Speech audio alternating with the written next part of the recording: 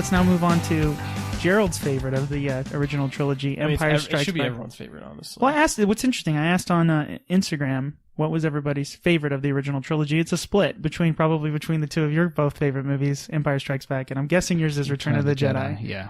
Okay, so Empire Strikes Back. Obviously, we open up on the awesome, amazing Battle of Hoth, which has been. We'll talk about a game later that I think captures that. Well, there's been like 1,000 games. Every single Star Wars game has the Battle of Hoth scene. They're that, always so. Well, it doesn't fun. really open with that battle though. Well, the Tauntaun. It opens up with an abominable snowman. Yeah, the Wampa. And I was just like, what? Where did that come from? Shoving some guy into a carcass. Yeah, that's awesome. I thought that part was great, where they, use the carcass to keep him warm. The Tauntaun. But it also, immediately at the beginning, you can tell it's a sequel, because they're like, here's the character, don't forget him. Here's the other character you loved. Oh, here's Chewie soldering something. It was just like a real quick glance through every character that you saw in the last movie. You can also tell, I think definitely with Return of the Jedi, which we'll get into, the production value is like the first movie hit. You know what I mean? Because the first movie has some really good special effects, but the second movie, just the Tauntauns, and I'm sure they've went back and kind of, because I watched the newer Blu-ray version, it looks great. Looks fantastic. Even the giant abominable snowman Wampa looks awesome. Yeah. It's excellent. So I do appreciate Empire Strikes Back because of the dark nature of it. But again, like I said, I think New Hope is now my favorite, just having done all this kind of extra additional And he research. really quickly, it kind of shows too how he's grown a little bit, because there's some, time, I'm sure, between the two movies. And but when he's stuck and he pulls the lightsaber to his hand, there was no moving of anything in the Force. It was more of a guidance thing in the first movie. Because he hasn't even gone to see Yoda. Feeling it. Yeah, he hasn't seen Yoda. So, but then he's just struggling for it, and it sucks to his hand. It's like, how you were saying in the new movie, you hope there's a new Force power. I feel like that was the new Force power. Right, the in that movie. He can move stuff now? That's so cool. Now he can use the telekinesis, and that's really cool. Yeah, and that's what I think. It's difficult to watch these movies now because you have everything right in your brain. It's hard to unwatch it, right? But yeah, that would have been. I don't remember Empire. I do remember New Hope just because of the Star Destroyer scene as a kid, but I don't remember New Hope or Empire Strikes Back seeing it for the first time. But that would be crazy. Oh my gosh, you can move stuff with your mind. That's awesome. And it starts with the music, that's where the crescendo builds, and they get sucked to his hand. It's really cool. So then, of course, the big awesome reveal of Battle Yoda. Of Hoth scene is, sorry. I thought that's what you were talking about. No, Battle of Hoth. The Battle of AT-ATs. Hoth is one of my favorite battle scenes of any of those Star Wars movies. It's so freaking good. Just the big in the distance, these big old legs, and zoom out through these giant freaking walkers. How the hell are we gonna do this? Yeah, it's awesome. We're just guys with blasters. Yeah, and that's what the best thing about those movies is you get that sense of this huge, expansive empire not versus effing around. Yeah, and you're just some scrappy pilots, and you look in their hangars and stuff. All of the parts are everywhere. There's electrical conduit everywhere. It just looks like this, kind of like this podcast just put together real quick. At that point, they know they see these big walkers. They don't even try to fight. They're like, "Yep, we're evacuating. We're getting the hell out of here." Yeah, exactly. So it's excellent. And of course, the what I was going to go to next is when Luke. Dagobah, Yoda. I love that. Han's just Ben. You're crazy. You crazy old kid. Just get inside this dead animal. Meeting Yoda, going to the Dagobah system. I remember as a kid seeing Yoda, and I thought he was the coolest thing ever, right? Same here. Yoda was one of my favorite characters. And there's that's a puppet, right? It just shows how amazing, Frank Oz, right? That's who, to capture that much in a puppet. That really doesn't move for all intents and purposes. It kind of hobbles around and talks and stuff. But you get all of the emotion out of it, and of course you all the things that he says. Plus the iconic, the way he talks. If you say anything in the wrong order, it's like, oh, that's Yoda. It's just cool. The other big thing in that scene is there's a couple things that they talk about, and this is kind of going back to the idea of the Force and why I think. Everyone says, okay, the movie's about Luke and the movie's about Anakin and Darth Vader. Those are what the arc is of those. Really, it's the Force, right? And I think that's generally what the movie should. If you look at it from that prism, then it's interesting because, for instance, Yoda says, he asks him, "Well, I'll try," and he's like, "No, what does he say? Do or do not. There is no try." Right, and that's the point of the idea. If you're actively engaged in something, right, and it's kind of like sports, right? If you're thinking too much about it and you just don't go off of instincts, you're probably going to fail. Just do it. Like it's just so. I feel like Shia. Just do it. Just make your dreams come true. No, but and then of course he lifts the X-wing and stuff like that. And you know what's interesting is that Yoda, and this was on one of the podcasts I was listening to because he talks about it. Yoda, because he says, "I can't lift the X-wing. What are you crazy? That thing's humongous." Yeah. And he goes, "It's not about the size of the object." And that's like the first. I don't think because it always felt like even in the prequels, like the bigger the object, the more concentration it took. But he's saying no, that has nothing to do with it. Right. Try harder. Yeah, exactly. Like but that's cool. I don't know. There's some really cool insight in that. And then of course the cave scene, right, when he kills the Vader. Yeah, he cuts off his head and then it's his face. Ah! Yeah. Of course, the other thing with that moving the size thing is it kind of brings it back to that being a religion thing. Yeah, because they're like, if the Bible, they're like, you can move a mountain, right? If you believe in God or whatever they're saying is exactly. They very much base the Force on, I don't know if it's specifically the Bible, but on religion in general. Yeah, and I think Lucas has talked about, he grabbed inspiration from a lot of different things, but yeah, definitely religion has a big overtone in that entire series. Now, did Mark Hamill get injured in between the first Star Wars and the Empire Strikes Back? You're the details guy, Gerald. I have no idea. I think he did. I don't remember this for sure, and probably some rumor that I heard, but I thought he got in like some kind of car accident or motorcycle accident, face, right? And his face was screwed up, and then in the movie his face is screwed up, but I'm wondering if they put that whole thing where he like burns or gets the frozen things in to make that make sense. I was just curious if you guys knew anything about that. Less makeup he needed. I should have looked that up before I came in here. But the other cool thing, so what's interesting about watching, because I watched Empire Strikes Back more recently, not super recently, but recently, is there's an issue with the time frame, because when he's on Dagobah, it cuts back and forth between Han and Leia and Chewie escaping the, going down inside the asteroid. Yeah, and then going to Bespin or Cloud City, right?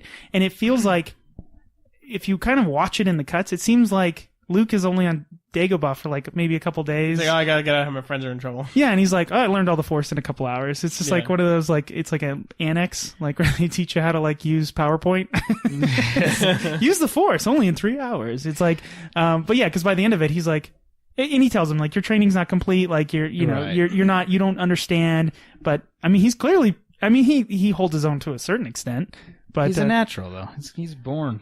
Right, but I think that's why, and this is what's also interesting, Obi-Wan Kenobi, for having messed up with Anakin, he's real quick to like put another lightsaber in a Skywalker's hand and put him out there like, dude, like, you're good to go. Yeah, the last one was fine. Right. Killed me, and like, it's like, but yeah, it's interesting how Obi really just has no, but Yoda seems to be like, you need more training, and I love it's too old. Right. Too old. It's too old. But I don't know. I really, really, really like the scenes between, and again, it's quiet. It's between Yoda and Luke. But again, I think the timing is weird. If you're watching it, it feels like he's only there for a few hours maybe. Yeah. And then he like bails because he's like, I got it. Force, check, done. I think with the Obi-Wan thing though, it kind of stays true to character with Ewan McGregor's character. Right. The way they wrote that to kind of match his optimistic view on life. Like he wants to see the good in people. He doesn't want to see the bad. He wants you to be the hero, and even though it didn't work out, it doesn't make him, he's just like, all right, I'll settle down here and wait for the next one. wasn't he not qualified to take Anakin as a Padawan? He was like, I'll take it from Qui-Gon. Right. Well, you're not a master yet. He was still a Padawan to Qui-Gon, wasn't he? Or? No, not at that point. Oh. But he was a Jedi Knight. He wasn't a master then. Right, but my point is like, it was nice to see, Obi-Wan contrasted in the prequels with like Mace Windu, who has this like real negative like feel to it. Don't say dark. Well, dark side, right? But no, but the other, that's why I like I get that. Obi-Wan is like this positive kind of reinforcement of like, hello there. He's always just very upbeat, right? So yeah, that's interesting. So I didn't even pick up on that. I just remember the whole time I'm like, man, you are real quick. Like you do not learn from your previous mistakes. Well, he kind of also had no choice. Yeah, that's true. He was in a, they needed to save Princess Leia. He's too old to do it by himself. He's got this person that clearly does have the Force. He can feel it. Yeah. Lack of options usually helps move things along. You're the only one that can just jump on. All right, I got an extra lightsaber here. Yeah. So, okay. Anything else you guys want? Okay. So one of the scenes that they screen tested was, and it's interesting because this is one of the most iconic parts in Empire Strikes Back is the "I love you." David, I love you. I know. that scene between Leia and Han, and actually they were the story goes that Harrison Ford was changing the script as he was going, and he said that line, and Carrie Fisher was pissed because he was like changing the script on set, like, what are you doing? And that scene is by far Harrison Ford's best scene in the entire. He calms down, Chewbacca, because Chewbacca's throwing stormtroopers off the platform, and he's like, "It's okay, you got to watch the princess, you got to take care of her. Like, I'm gonna be okay." It's like this dad scene, and he's like, and she said, "I love you," and he says, "I know." Like, and they screen tested. They had I don't know what he said in the other versions, but he says something else, and they screen tested it, and that one everyone was like, "Oh, go with that one." It totally fits his character. Yeah, the relationship. Well, his character like swiftly changes from not caring about anybody but himself to caring about a lot of people. It seems like, and I'll talk about that with Return of the Jedi. Yeah, but the dynamic between him and Chewie, like, it feels like if your dog could be a really cool person, like, it would be the best. Like, at a certain point, it goes and like scratches his head, and he's like, "Thanks, boy." It's like, man, I wish my dog was a Wookiee. He was an excellent pilot. Right, could drive your car for you to work. How awesome would that be? Yeah, it does. It would be really cool. Yeah, Wookiees are awesome. What's also interesting is everyone, of course, is mad. Lando redeems himself, obviously, for Lando Calrissian turns over his friends. But what's interesting is he has the background with Han being the scoundrel, and they've flushed out his background with the comic books, which we'll get into in a second. 5 comic line, yeah. Yeah, and he's also been on the Rebels TV show, the cartoon TV show. But it's interesting because he trades it for the safety of his people on Bespin, right? He's like, it's not that bad. And he's not that much of a dick. It's like, they're gonna kill everybody in my city, or I can give away these 3 or 4 people. Yeah, the easy choice, right? And that's what's everyone. And I love the part when he's like, "What's going on, buddy?" When Han's like hitting him, like it's just awesome. But plus, he kind of tips him off, right? I mean, he's right. He's like, "Oh, yeah, come this way. Don't go this way." But yeah, come on. I always love. There's a scene from I don't know if you've seen it with Robot Chicken, where they do that scene when they open the door and Darth Vader's sitting at the end of the dinner table with Boba Fett. They do this whole thing where he's like, "Sit down," and they have like a full meal, and they're like, he's like, "Oh, so how's everyone's weekend?" And like, they have like a full meal, and they're like, "Can we leave?" "No, you will have my turkey and you will enjoy it." So of course, Robot Chicken. Check out all of their Star Wars things; they're awesome. Okay. So then we have, go ahead. Well, then at the end of the movie, that's when he loses his hand and he's like hanging on to the thing, right? It's just kind of a hanger. Yeah, a little bit of a cliffhanger. I mean, there is some resolution. You obviously, Because like my parents always said that was the worst movie for them, Empire. Yeah. And it's because when you saw it in theaters and it just ends like that and you have to wait several years for the conclusion, that would make you irritated. It would be different for us. We can just, next movie, just throw it in. But for them, I mean, years. I mean, that was like Matrix, how disappointing that was after years of waiting. True. That's true, yeah. It's a good analogy, yeah. So. Well, what's interesting, obviously, Luke leaves Dagobah to go save his friends, and then, of course, his friends end up having to save him, right? And that there's more to that it's called this ring composition theory of how Star Wars was created, but it's interesting. You really got sweaty. I did. I went deep into the Star Wars mythos. But what's interesting too is, basically this is kind of the same idea of the Force. He gets a little bit taste of the Force on Dagobah, and he thinks, "Oh, I'm ready to go save my friends," and clearly he is not. Exactly. And that's what I like. And there's a mechanic of storytelling that is the departure, initiation, and return. That's of the main character, right? And that's what happens. And technically, it happens throughout the series of the original trilogy. In fact, they name it Return of the Jedi.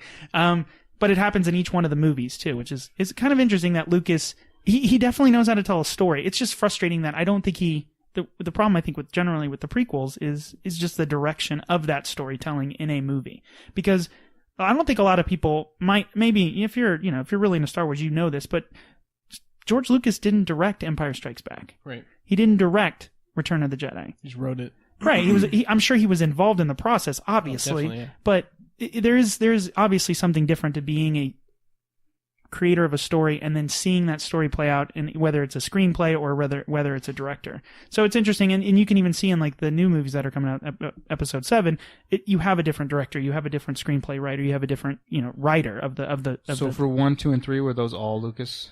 Yes, I believe so. Weren't they? Yeah, he directed all 3.